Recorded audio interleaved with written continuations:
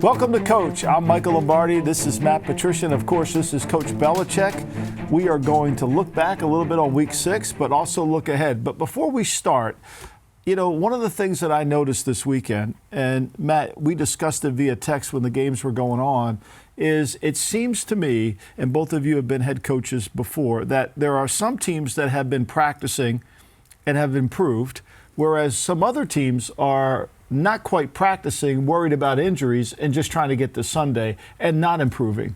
It seems that way, and it's really difficult because of the CBA, because of how everybody's concerned about injuries, that the level of improvement isn't what you want. Did you agree? Yeah, one of the biggest things Kansas City, I thought last year what they did was Andy, he practices every single week, and I thought that team just got better as the season went on, and it obviously showed at the end of the year. You can really tell as you get into October the teams that are working to improve things they're doing wrong and what they're trying to get better at, because the margin of victory starts to open up against those teams that aren't doing that. The teams that are both improving, they run into each other, those are just going to be great games. It's going to come down to the end. But I think you're going to start to see the scores separate a little bit more between the teams that are and the teams that are not. Yeah. How did you approach it? I mean, it's so difficult to balance, but fundamentals and techniques always win. Well, we saw a lot of poor tackling at the beginning of the season. Some teams are still having trouble tackling. Some teams have done a better job of that. We've seen pass protection problems at the beginning of the year. Some of that's blitz pickup. Some of that's improved. Some of it hasn't. So I think to your point, the teams that are working at things that they had problems with seem to have made some progress. Yeah, everybody's looking for new plays, new ideas, but in reality, as you know, and you preach this all the time, it's fundamentals and techniques and getting better at what we do is what's going to make us better. You said this last week, Mike, and I just think this is a great point. And it's happening now, and it'll happen again when we get to January. Pad level. Right. Watch the pad level. That's right. It was such a great point you made about the pad level, and it certainly happens with the offensive linemen and the defensive linemen to start, but eventually it's everybody on the field. As the pad level comes up, the play just gets worse. Those teams that can keep their pad level low, we worked on that all the time in practice, especially as the season went. That was kind of an edge for us. I think you mentioned it last week, and I think that'll be true through the rest of the year. Yeah, the other thing that shows up is I think defensively, there's a lot of easy yards being given up. Mm-hmm. Derrick Henry, it seems like, gets 2 runs every week where there's no run force at all. He just runs around the corner.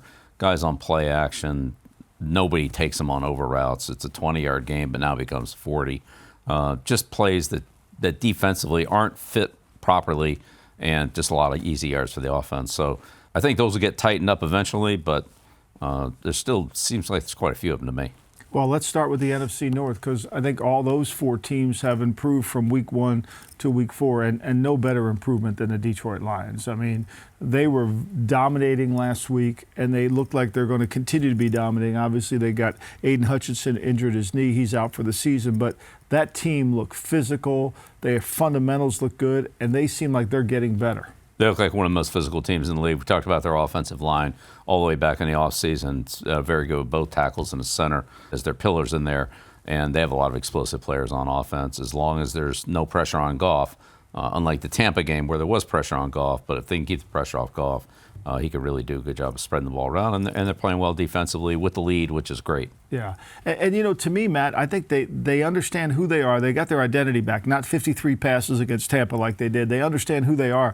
But they added a player like Tim Patrick, who's been out for 2 years. He may not be the fastest guy, but he's tough. He'll go inside, make plays, and he kind of fits what they want to do. Yeah, I think Ben Johnson has just done an unbelievable job with, the scheme. He's not running offense like everybody else in the league. He's mixing personnel. He's using extra linemen. He certainly has a bag full of trick plays that he's not afraid, to use. And Hank Fraley, who's the offensive line coach, I think that's really the core of what they want to be. They just want to be tough, run the ball, dominate up front, beat you up on both sides of the ball, and it's fun to watch. I think in that division, like you mentioned, Mike, all the teams right now have winning records. It's kind of the old school black and blue a little bit, what it used to be, and that's fun football. I think that's what everyone is excited about when you're talking about the NFC North. It reminds me a little bit of when you were in the NFC East, right? I mean, there wasn't an easy game, right? Yeah, whichever team was left standing at the end of the year, that team was in pretty good shape. They were battle-hardened, and certainly Detroit's physicality is impressive.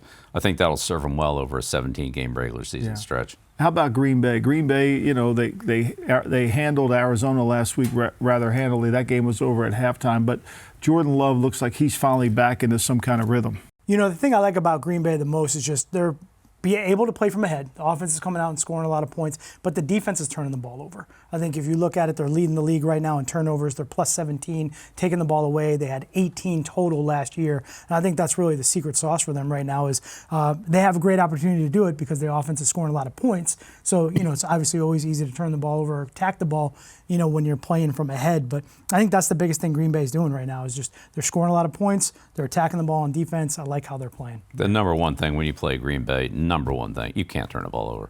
Yeah. That's just happening too much, and that's been, that's a gap in the games. Yeah, you could see it. Arizona had opportunities during the way to get, and they fumbled the ball. They just basically gave the game away. Minnesota had the bye week, and they're 5-0. They come back. They face Detroit this in week 7. What was your theory on bye weeks as you got ready this early in the season? Well, if your team's healthy, work on the things you need to work on. If your team's not healthy, then you got to get healthy and you do the best you can. You work on individual fundamentals and more film work, but that'll be a good matchup. And the Bears are a team that certainly have improved, and Caleb Williams has done a better job of not turning the ball over and making better decisions, and he's shown his athleticism on some broken plays and some scrambles, that kind of thing. So you got to give him credit. They're improving, and so we'll see what happens when they run into Green Bay, Minnesota, and Detroit. Yeah, they're 4-18 their opponents. Now, look, you can't schedule who you're going to play, right? I understand that. But, they beat Tennessee, Will Levis. They beat the Rams. That was an interesting game. Carolina, not very good. And then Jacksonville and London, we'll get to them later in the pod here. But to me, you got to give Chicago credit. I think Matt Eberflus has done a really good job of getting this team improved over the course of the season. But like Bill said, they're going to run into a buzzsaw here sooner rather than later. You mentioned it. I think the schedule, it's what the league wants. If you're not one of the better teams in the league when you come back the next year, your schedule on paper favors that situation, and you have an opportunity to go out and compete and improve your record. But at some point, you got to play the teams in your division, and certainly in this division for Chicago, the other 3 teams are 3 of the best teams in the league. Yeah. So that's going to be interesting when that carousel starts to go and all those teams start to play each other, what that looks like when it all comes out. But I think we mentioned it earlier. The teams they're physical. They're able to run the ball. I think Chicago's the same thing when they can run the ball. They've shown to be able to control the game better. And you mentioned it, Matt Eberflus. I think he's done a great job getting his team ready to go and figuring out really how does this team win? Offense, defense, and special teams. How do they put it all together to give themselves a chance to win? And that's why they're having the success they're having. Yeah, they're on a bye week this week, so they get to rest up before they come back for the rest of the season. But I kind of felt like they went over to London, their first trip really with a young quarterback, and they started out slow. They were 3 and out quickly, 2 drives, and next thing you know, they took that game over. And Caleb is improving, understanding that it's going to be harder down the road here. But the one thing that's exciting about him is you saw him in week 1 to where he is, especially on throws down the field. Yeah, and the other thing that's helped him out is the running game. Yeah. That's taken some pressure off the passing game, and that's always a good thing. Yeah. Well, they were 3.25 yards per carry if you take Caleb Williams' rush out of their rushing stats.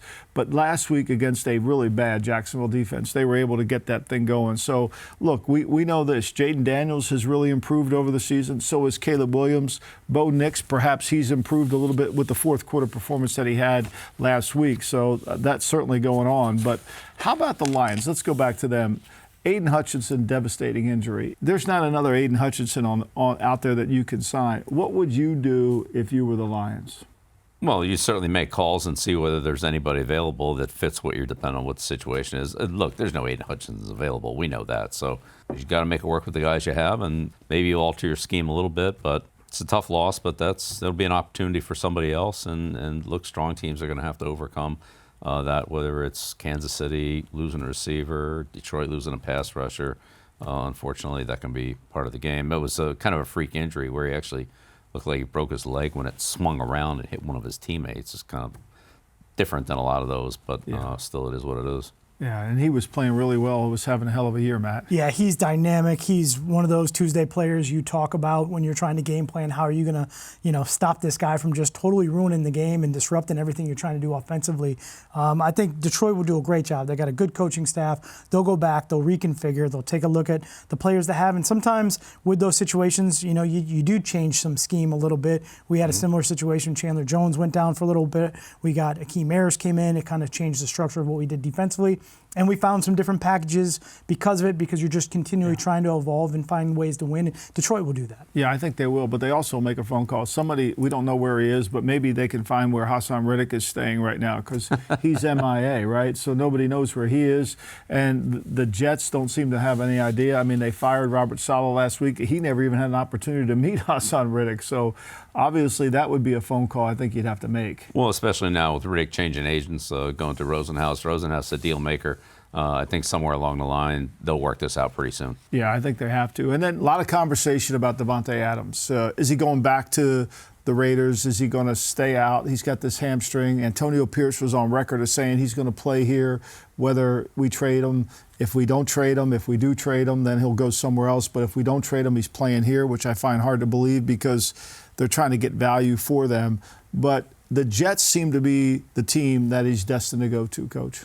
Yeah, I got a feeling that hamstring is going to get well in a hurry. I wouldn't worry about that. And the big thing is going back with Aaron Rodgers and that offensive system where he had great success in Green Bay. So I think that makes a lot of sense for Davante. Of course, the most important thing for him is the contract. So that'll be a big part of it, too. Hopefully the Jets, this works out better than the Reddick trade. Yeah, no question. Well, maybe Davante will show up. Maybe he'll be on a plane soon to New York. But, you know, the interesting, Jeff Albrecht takes over for Robert Saleh.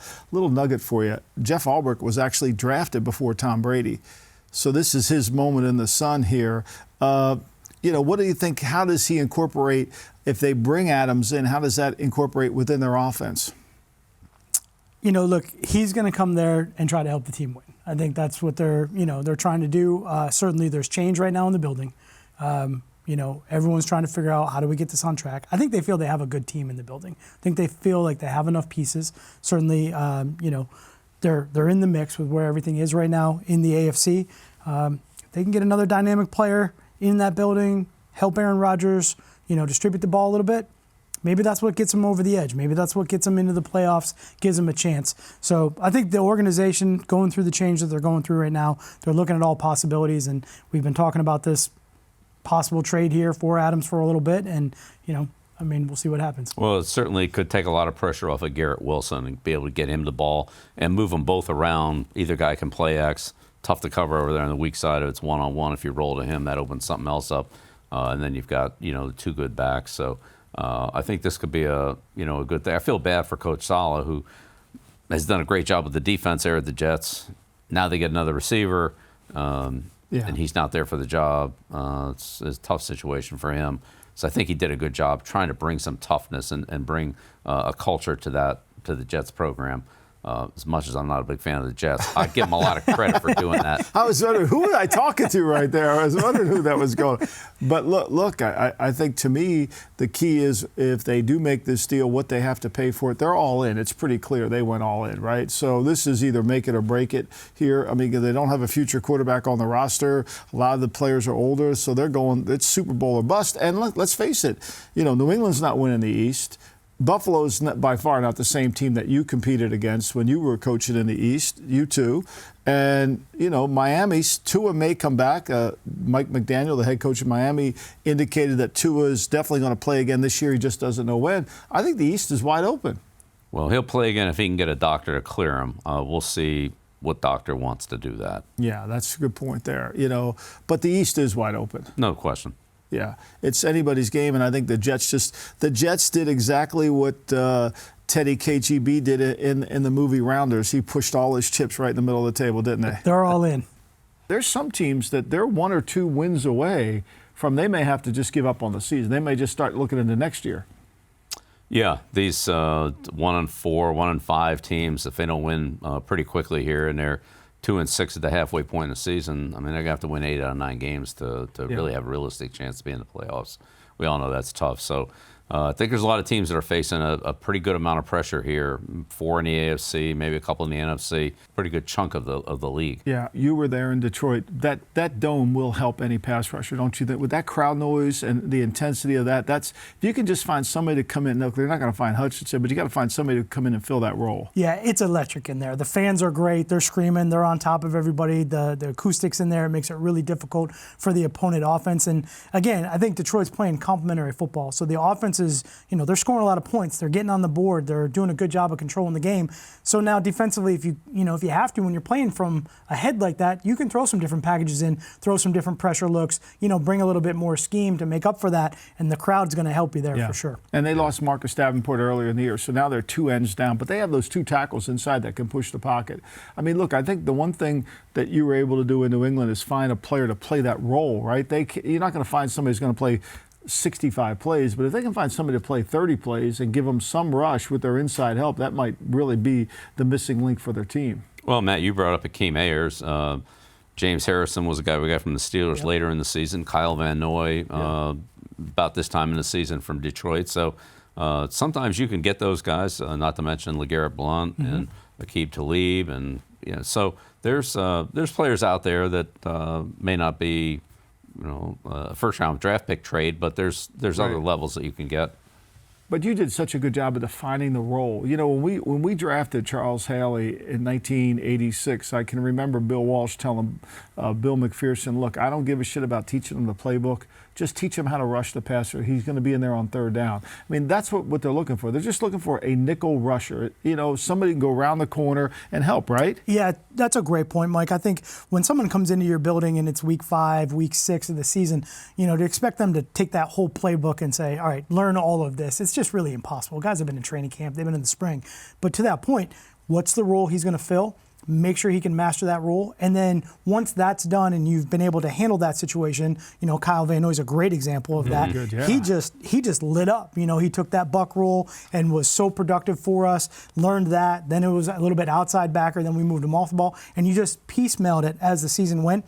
But you found an active role where he could help you win and, thrived in that situation. And that's the great, that's a great point. What is his job? What do you need him to do to help you win this week? Let him master that for a couple weeks and then build on it from there. Yeah, because there's no perfect player out there now. That's going to happen maybe in the draft. You can find somebody. But I think Van Noy's the perfect example. I mean, he's doing the Pat McAfee show, sitting on his couch. He comes in last year, gets 9 sacks. So, and he's a smart player. He understands how to play, right? We're not looking for somebody who's going to be 5 years down the road. We're looking for somebody to fix the problem right now. Yeah, right now I think that's what we're looking at is, Detroit's got a great opportunity. They got the meat of the schedule coming up in the division. How do they win now? Yeah. Speaking of winning now, the Ravens have been a dynamic offensive team this year, really. And they're 3-3. They could easily have beaten Kansas City, but they easily could have lost to Cincinnati. The margin of error is so tight. But their offense, as you look at their offense, different with Henry this year, what do you see? It's just really functioning well together. The linemen inside do a good job with their combination blocks. They get good movement. The tight ends are competitive on the edge. Richard's done a great job of being the lead blocker, both inside and outside. But Henry's made a lot of yards on the edge, and that's really a tribute to their tight ends, their receivers, and the fullback getting out there. Linderbaum has done a nice job, too, of getting up to the second level and cutting off some of these fast linebackers they played, taking them out of pursuit. So they've had a lot of explosive runs. And, of course, the more you look at Henry, then the more vulnerable you are to Lamar, either on keepers or nakeds and that kind of thing, bootlegs. So they have an excellent physical offense. They can really run the ball. They're very good on play-action passes. And they've got some fast players. Bateman's fast. Flowers is fast. You get those guys out. Lamar's fast. You get those guys out there with a little bit of room, and they can chew up a lot of yardage. So they've been very efficient. The offensive line's done a great job of playing together, and you can see how hard they play. Every time Henry gets the ball, everybody's blocking really hard, and they know even on the backside, which normally if a guy's going to take a play off, that's where it's going to be. With Henry, he'll cut it back to the backside. They're working just as hard as on the backside as they are on the front side because they know, hey, this guy might come back here and we can hit a big one. And they have. I think one of the things when we opened up this pod, we talked about teams that improved. That offensive line for Baltimore has taken leaps and bounds in terms of their improvement all across the board. They still struggle in pass protection. Yes. And the more they've just got to go and throw if they're down by 10 points or 2 touchdowns, that's not what they do best. But when they get ahead and they can run the ball and stay on track on down and distance and play action, this has really been an efficient offense. Have you ever seen a back that has taken this many carries and has taken this many hits and is getting stronger and stronger as his career goes on? I can't think of one. I mean, this guy's amazing, right? Like, I'll be the first to put my hand up. I thought he was going to have a hard time with change of direction in the NFL when he was coming out of Alabama. And hats off to John Robinson for making a great pick. But to me, I'm in awe of his durability and his ability to keep going. His leg power hasn't dwindled at all. It's amazing when you watch him run from the dot position, when he's in that home position and he takes the ball and he hits that hole. It's like he's moving at a totally different speed than everybody else. And just the sheer force and power, Coach, like you mentioned it, that gets everybody excited to block. The backside guys, the skill players, because they know he's coming hard, he's coming fast downhill. And also, like, you don't want to get run into either. So let's move my guy out of the way because he is coming with so much force. I just think right now a lot of the defenders, they just don't want to tackle him as they get to that fourth quarter. It's just too much. I think in first quarter, like, all right, here we go. We're going to tackle this guy. We're getting him on the ground. And they keep coming. You get into that third quarter, like, this guy is still running as hard as he was in the first play of the game. Yeah. It's amazing, I think, when you watch that. Joe Mixon's also, it looks not quite as good as Henry, but it looks really good. Yeah. He runs hard. They took him out of the running game, really, at Cincinnati by detaching him, going empty and a lot of that stuff. But he's done a great job for the Texans. He's really helped balance that offense off. Yeah. Same thing, athletic quarterback, play action. Got to stop Mixon, and then that opens up for Diggs, Dell, and the rest of them. Twice as many rushing yards when Mixon's been out there compared to when he hasn't. And I think, again, that's that team attitude. We saw it week one, his physicality, the way he was running with his pads over the ball. Again, that's contagious. Like, the team feels that. They love that stuff. Yeah, and but you couldn't see it at Cincinnati. It looked like his legs were gone in Cincinnati. But a lot of that is, I think, Cincinnati, Cincinnati's of the mindset they rather throw it for 3 yards than actually run it. That's right. I mean, That's right. And the more they do that, the softer they get as a team, and it affects their overall team. But it's easier to put the ball in Burrow's hands and let him get a first down than it is to really fight and practice and get that. The thing about Henry is when they signed him, I thought they got Mariano Rivera in the sense that he could close it out. He's got 8 touchdowns already. You both know. I mean, when you got him back there, he's going to get the ball. It's still hard to stop in the red zone runs. Which is the best way to score in the red area. Exactly. Just run it in. Just run it in. And you got him and you got the quarterback, so they can run it in 2 different ways. I mean, it really becomes almost impossible to stop. Well, we know they're good, but defensively, this secondary has struggled mightily. And they just brought in a guy you both know really well, Dean Peace, to help Zach Orr, which I think was something they needed to do before the season started. Zach Orr, 3 years coaching in the NFL. That's probably works Monday through Saturday, but on Sunday when those bullets are flying, it's a little harder. Yeah, Dean does a great job. Dean's always been a secondary passing coach, has always been his strength. And I think that's a great move by Coach Harbaugh and the Ravens organization to just put a little more experience over there on the defensive side of the ball in the passing game.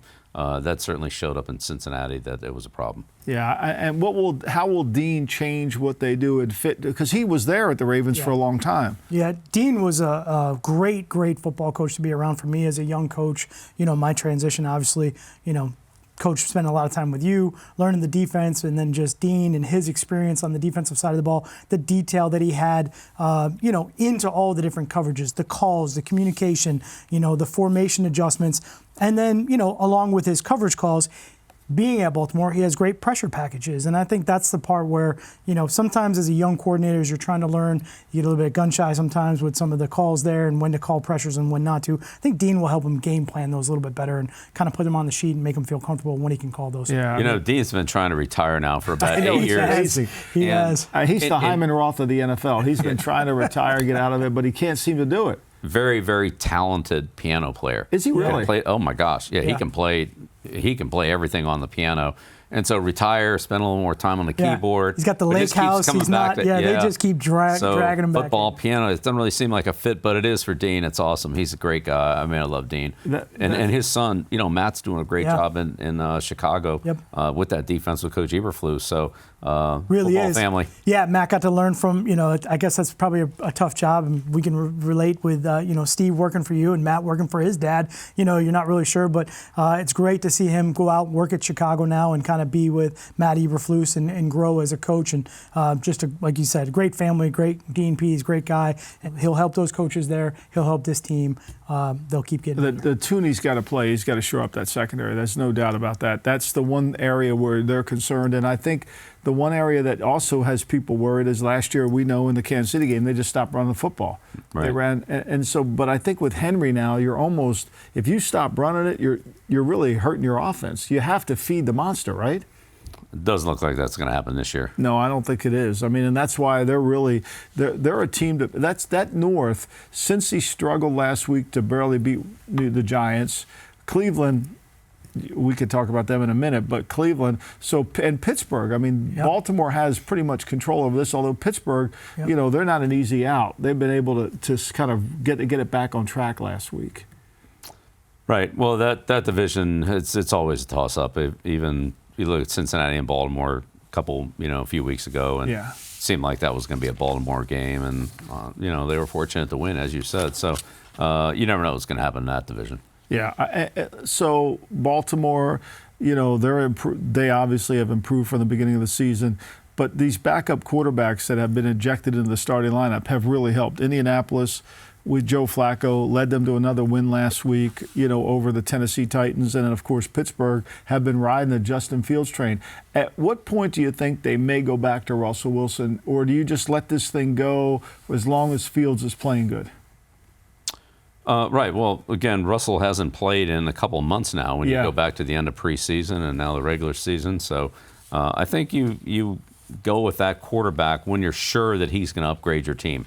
If you're not sure, you probably stay with where you're at. But it's hard for a guy who just hasn't played much. I mean, look, Russell's a veteran quarterback, and that guy knows how to play, but he just hasn't had the timing and the live snaps because he certainly didn't get him in preseason. No. So it's a tough task to come in there at this point in the season with really no reps. Yeah. And how about Flacco? Have you been impressed with Flacco? Last week he wasn't as good as typically was in the weeks before, but to me he seems like he gives their offense, and he's lightened up all this talk you have to have a number one receiver. Those receivers for Indy have played well. They have, and I think he's done a really good job of getting rid of the ball. I think he held the ball last week for one of the shortest amount of times in the pocket, just distributing it, getting out. And look, he knows he doesn't want to get hit back there. Like he's been playing forever, but he's a great quarterback. Let me get it to the guys that can make plays. I distribute the ball, get it out to them, let them break some tackles, and I think they're doing a good job of game planning for what he does well. And I think that's the biggest thing is just, hey, okay, this is our quarterback right now. We got to find a way to win. What does he do well? And let's gear the game plan towards that. And Joe Flacco is a super smart quarterback. He can find the open receiver. He can read coverage, which is a little bit unusual in today's game right now. You don't see much of it. So he's going to find the middle triangle over the middle of the field. He's going to get the ball outside to the open receiver or the one-on-one. I think that's where, you got to be careful when you play him. And that's an element that he adds to that offense. Yeah. It's going to be interesting. I know they said that Richardson was the third-string quarterback last week. As he progresses, they go back. At least, he's been a good learning tool for Richardson when he comes back in to see actually how he should do it. That's a good situation. When you have two guys and you feel confident in both of them, that's a great quarterback situation. Well, speaking of confidence, there's a few teams that lack confidence right now. Cleveland has struggled mightily, right? Deshaun. Better on defense and in the kicking game this week against the Eagles. It was really an offensive issue, but they had the blocked field goal. Defense played pretty well. Yep, that's right. And, of course, they can't convert a third down to save their lives. No, it's just really embarrassing. It's historic. It's historic. Jacksonville has trouble. New England obviously is having trouble. Tennessee, trouble. Carolina is having trouble. Now, when you have trouble, the locker room seems to reverberate some of the problems, some are personal. We saw Calvin really get upset because he's not getting enough targets. He's been, in the 4 games he's played, he's had 3, 7, 5, and 12 targets. But he's upset he's not getting the ball early in the game. We didn't win, but I can understand it. Will Levis is his quarterback. It may be hard to get him the football, right? And then, then Andre Sisco at Jacksonville, he's in London, and he basically called out the team saying he felt like they quit. I don't know what they're going to do in London. They're going to spend a week over there to play the Patriots. But this is the teetering point or the tipping point of a season where if you don't get this corrected, it could go haywire. Well, Coach Peterson called it out, too, said we need to change the culture. So, which London is a change of culture, but I don't know if that's really what he's looking for. But, yeah, these teams got to get going or they're going to be eliminated halfway through the season. Yeah. These are the teams right now we talked about, Coach, where, with one win, look, it becomes a math equation at some point here. I mean, there's just only so many games in the season. And if you don't get a couple wins here in the next couple weeks, mathematically, it just becomes really difficult for you even to have a chance to play in the postseason. And we know how that can go if you're not in the postseason or in the run for the postseason and you're middle of October. The locker room gets tough. The building gets tough. It gets really difficult at that point. You hope your leaders step up. And look, you have your players on the team that are your best players. You want to get them the ball early in the game. So you can understand the frustration of guys that think that they can help you win. And really, that's what you want. You want to give your team, your players a chance to win. So you try to figure that all out. But we're just getting to that point in the season where, some of these teams, they got to get a couple more wins. Yeah, the 2-6 teams at the halfway point really need to go 8-1 to get to 10 wins, and it's just hard to go 8-1. Yeah. It's just hard. I don't care who you are. And it's hard to get the players. I don't know how he's going to do it over in London to change the culture, but it's hard. I mean, if he thought he had a bad culture before he left to go to London, I don't know how you get that turned around. Now, he did get and we've all been in these seats before, we got the ultimate kiss of death where he got the vote of confidence, right? Which, that's never a good thing because that means somebody's paying attention to the one-loss record, right? So that's another layer that he's got to add to the team. But I just have a hard time understanding how do you turn around a culture when you're why wasn't it turned around 2 weeks ago? You're really hoping that maybe a week away from everything, and look, there's obviously a lot of media attention when you're here. When you're in London for a week, we were only there for a couple of days. It's different. No one really cares about American football as far as during the course of the week. The games are great, but maybe they can just have a quiet week over there. Maybe they can kind of just bond a little bit as a group, get some of the problems fixed, have a good week away, and get a win, come out of there with a win, and maybe build on some momentum. I think that's what you're hoping for. Well, one thing about Jacksonville and New England, I think both teams feel this is one we can get. Yeah. Right. They may not feel that way about every team on the schedule, but I think they both feel like this is one we could get.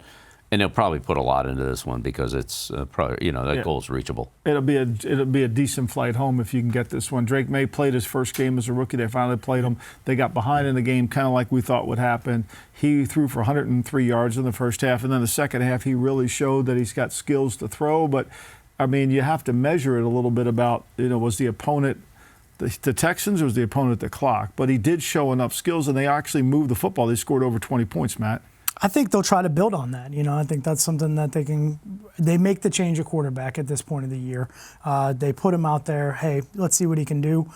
Did some things they can build on, and I'm sure that's what they're looking to go to London next week and see if they can continue that. But all the talk about the quarterback, I mean, you gave up 41 points. I mean, everybody thinks the quarterback's the magic wand. Well, we just changed quarterbacks. That's what they did at the Raiders. We're just going to change quarterbacks.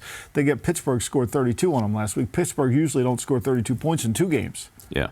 The quarterbacks don't play defense. Exactly. Some people lose sight of that. I know it's They hard. still play quarterback. It's a news flash we might have to put out there. It's we always talk about that when it's like, Peyton Manning versus Tom Brady. I'm like, I don't think those two are ever lined up across from each other. Not once. There's a whole defense involved in there. But that gets lost in the equation. It's like if you don't have a number one receiver, you can't move the football. But Indianapolis seems to be moving the ball pretty well.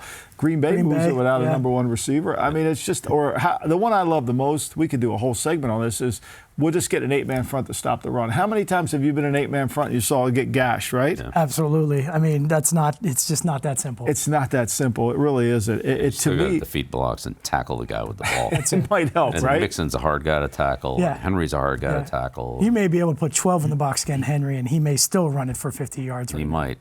All right, well, this week 7, we have a really good matchup, a Super Bowl matchup, Kansas City and San Francisco, out in San Francisco. San Francisco has 10 days off before they get ready to play. Kansas City's coming off the bye. We know Andy Reid's coming off the bye. That's pretty good. What do you see in this game? Well, it'll be interesting to see if Kansas City plays San Francisco kind of the same way they did in the Super Bowl, especially in the second half, and really what San Francisco will do, to deal with some of the man coverage issues that they had in the game. But that was a great Super Bowl. Overtime was very super competitive, and both these teams will be ready to go, kind of like the Baltimore-Kansas City opener, the rematch the AFC Championship game. So this will be a lot of fun. And how much would you both have spent time on the last Super Bowl? Will you just focus more on this year? No, I'd spend most of the time on the last Super Bowl. I don't worry too much about this year. And, well, it'll be interesting to see how Spags plays Kyle, whether he does some of the same things he did in the second half of the Super Bowl, and how Kyle adjusts to those. There's two great coaches, great matchup minds there between San Francisco's offense and Kansas City's defense, and same thing on the other side of the ball. So this will be a game for the football players. If you like football, you like competition, this will be fun this weekend. Yeah, and Matt, the other game that I think is fascinating is Texans at the Packers. Now, to me, when you have a fast team like the Texans with Mixon, they won't have Nico Collins. But to me, the biggest obstacle, and you preached this when we went up there and played them in 2014, is the grass in Green Bay. Like, if you don't have the right shoes on in that field, they're going to get your ass. 7 stud cleats. Yep. It's slick. It's slick. It's always slick. And we practiced up there last year. The practice fields are the same as the game field. So it's at. And were you slip sliding around up there too? Not in 7 stud cleats, you're not. Well, it's funny, Green Bay. I mean, Love throws an interception last week, and it was because the receiver slipped on the grass. Yeah. I mean, he must not have had 7 studs on either. I had that same situation, especially as you get towards the sidelines. And, we told the DBs, hey, listen, some of these throws, front pylon throws, are a little bit slower, a little bit back shoulder. There's some slipping going on. Like, you may be able to step in one of those and get them, and you can do it. The field it's a really interesting, unique surface for sure. And I think as you get farther away from the middle of the field, it does get slicker. And, those individual routes outside, it's 6 points either way sometimes. Yeah. You slip, it's going to a touchdown. They slip, maybe you can get a turnover there. Well, you better have some shoes that work. Yeah, shoes that work. And I've seen kickers open up the game and get right on their ass and up there. You're like, oh my God, we've seen that before. And I'm not saying they do it on purpose, but to me, it is a home field advantage for them. Last week, it maybe not so much, but it does give them an advantage. It seems like it slows the teams down. Yeah, we've been digging through some of that old Vince Lombardi tape from 1969, and he's out on the practice field coaching up, those guys in the drill. The grass looks exactly the same. I mean, the stadium's the same, the grass, whatever it is. They love it up there. That's for sure. what I love about that stadium is you can walk right over to the spot where Bart Starr snuck in to get over there behind Jerry Kramer, and it's the exact same spot. Now, the stadium looks different, but you can feel it. You can hear him screaming over on the sideline. You can feel it walking down the tunnel, coming out of the visitors' locker room, down the tunnel, down the stairs. Steps, out that tunnel, and then you're into the arena in the stadium. If you're a diehard fan, whether you're a Packer fan or not, it's a must-go-to game. You got to experience that stadium. Yeah, and then all the names around the stadium are just. We're going to get Jack Venisi's name up there. That's one of my goals is to get Jack Venisi up there because he drafted 12 Hall of Famers, and he can't get his name up there because he was the director of player personnel, not the general manager. And there's nobody, well, you know how it goes in our profession. Well, who really made the pick? Well, back then they were writing reports out. There's one guy made all the picks. Nobody saw the players. And poor Jack Venisi, he died at a very young age. And Lombardi credited him for the wins, for winning the first title in '60, but he wasn't alive to celebrate it. But his name belongs up there. Well, along with Cecil Isbell. Yeah. Cecil Isbell's up there, but not in the NFL Hall of Fame because didn't play long enough, but without him, I'm not sure, would have been the same. That with Don franchise Hudson. would have survived. That's right. Yeah, well, and certainly did a lot for Don Hudson in the passing game. Absolutely, yeah. You mentioned it. When you walk out onto that stadium, most stadiums you go out of a tunnel, there's a lot of space, and you kind of can feel it. You just come right out of that narrow hallway, out of that tunnel, and all of a sudden you're in the middle of, history, legends, greatness, and you feel it as soon as you walk on the field. It's pretty cool. And those fans up there are unbelievable. They have so much respect for the game. They don't boo and give you the finger and everything else like you get a lot of other places. Yeah. They love football. They're very respectful. They love their cheeseheads. Yeah. But those are great fans. Yeah. They're really great fans. They root for the Packers. They don't necessarily root against the opponent. They root for the Packers, and it's a great atmosphere. It really is, and that'll be a fun game this week. I think, Houston coming up in there. Both teams play from ahead. They like to play from ahead. They both can score fast. Yep. I think the team that gets out early in this game, it'll be interesting. They two good defenses too here. If they don't turn the ball over, it'll be rocking up there for sure. Well, that'll be the big thing for the Texans. Just take care of the football. Yeah, it's funny. The Packer fans have the United States Postal Service to thank him for Don Hudson because when the league office he signed 2 contracts, one with the Giants and one with the Packers, and the date stamp said the Packers were before, so they awarded them to the Packers and changed history on that.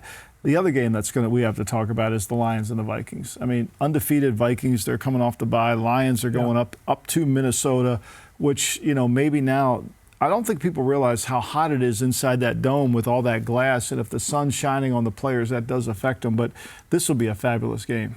It will, and that's another tough place to play in Minnesota. Yeah. They have a light show, and then the 40-second clock is right there on the field. So those pass rushers can get off on any of those late snaps on the 40-second clock. And but that's a great environment too. Those fans are extremely loud and obviously supportive of the Vikings, and they should be. They have a great team this year, so that'll be a good football game. Old-fashioned, hard-hitting game. Minnesota really physical on defense.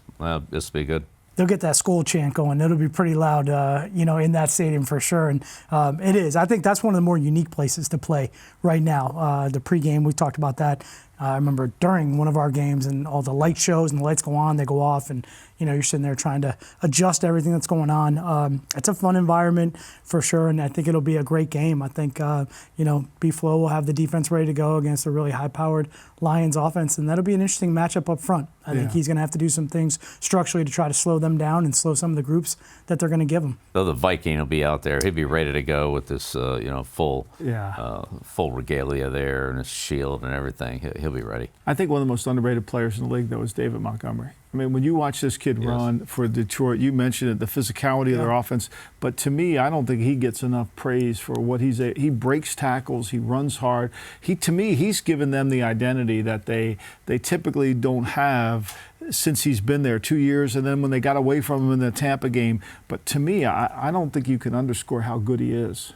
Yeah, he brings kind of that same element of toughness and hard-nosed running that Henry and Mixon and those other guys do. That you just love to see him carry the ball. And 3rd and 1, he stops short, ends up gaining 4 yards, and stuff like that. He's a good, tough runner, and they got a lot of skill guys, a ton of skill guys, including Gibbs and all the receivers. But I mean, this is a kid that's really he's a little bit the heart and soul of that offense. Yeah, I agree with that. And this game, these tight games always come down to who converts those 3rd and shorts, Matt. Who's got that ability to keep the ball away from their opponent? I mean, Detroit, you got to keep their offense on the sideline because they can score quick like we saw last week. And I think Minnesota's done a good job of keeping those drives alive and being able to score. Coming off the bye week, so they're going to have to just get right back into rhythm as soon as they can, because if they're not, Detroit's going to get out in front of them too soon. They should be rested, but we know how that goes coming out of the bye week. Sometimes it just takes a couple series to get back into game speed. Well, they got a big break because they went they went to Green Bay and they beat Green Bay, got a big lead on them. Green Bay came back, but they finished off Green Bay, so they already got one win in the division, which is huge. Yeah, and look, in a close game, come down to the kicking, and we'll see how that goes. Yeah, Green Bay's kicker, a little shaky, missed one last week, so, that's always a concern. And then weather. I mean, when I saw Arizona's coaches bundled up in 40 degrees, I thought, well, they got no chance to win this game. When I saw everybody, I'm like, wait a minute, did I miss something? When was there a winter storm coming through there? Like, at least Minnesota will be ready for it. You bet. Yeah, well, they play inside. We had one of those Phantom Arizona games one time where it snowed, and I remember Arizona walking out, and they had the all-white uniforms on, fields covered in snow, and I think everyone just kind of looked around like, what month is it? I was like, we're going to win. We'll be all right. We're going to take this. Well, that happened to you too when you played Tennessee. Remember you played Tennessee and you had that unseasonable storm? Yeah. Right? Yeah. What was it, 58-3 or something like that? I think Randy Moss is still scoring touchdowns right now as we're watching it, right? On flicker and everything else. But then the Arizona game was that was the year Arizona went to the Super Bowl. 51-3 or something. It was a whiteout. We had the right shoes on, though. I don't think they brought enough. They're not going out of the locker room without the right shoes, I can tell you. The shoe master's going to make sure of that. Well, that concludes our Week 7 show. Please come back next week where we'll go over all the things that happened in the NFL on Sunday. For Matt Patricia, Bill Belichick, I'm Michael Lombardi. Please rate and subscribe to our show. Like and subscribe. Oh, did I say like? You said rate. Oh,